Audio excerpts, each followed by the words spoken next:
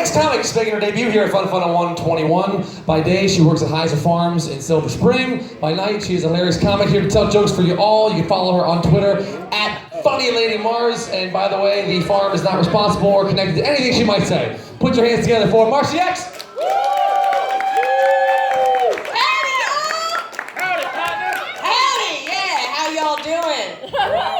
Yeah, I'm a farmer, so you might be able to say that I'm DTF. Down to farm. I hate the question, how are you? I mean, but at the farm it works okay because we're an orchard, you got peaches, you got apples, and they're like, how are you? So I'm like, peachy.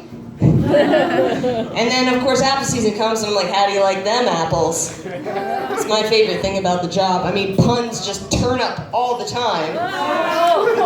This woman came in, she's asking me about these beets in a jar. She's like, have you had this kind before? What do you think of these? I'm like, I don't know, I haven't tried them. Beets me. Like, I guess I'll take them anyway. Beets coming home empty-handed.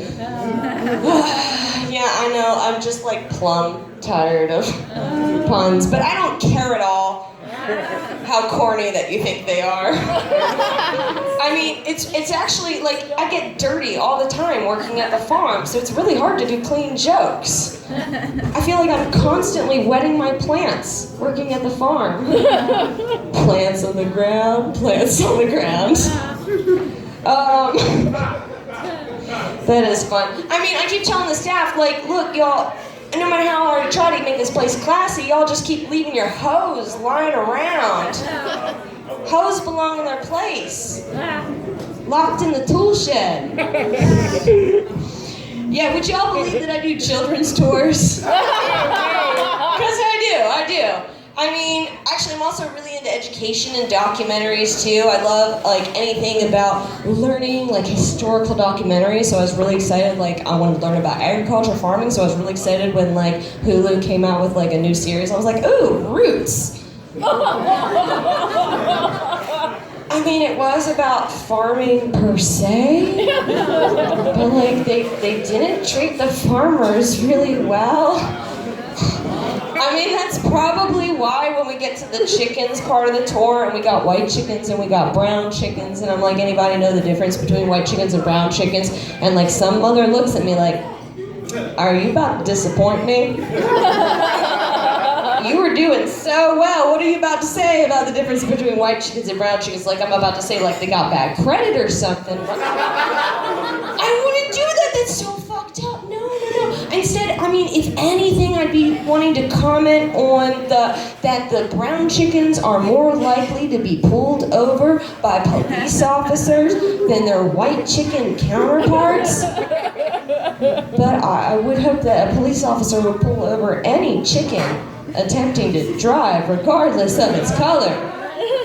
I mean, and I guess that's probably why, because, you know, these truths that when we've got mulch there at the farm too, and we've got like black colored mulch, but this like hot guy came in, this hot black guy, and he's like, hey, is the mulch colored? I'm like, oh, how do I answer that? Like it is colored, but do I say like, no, it's African American?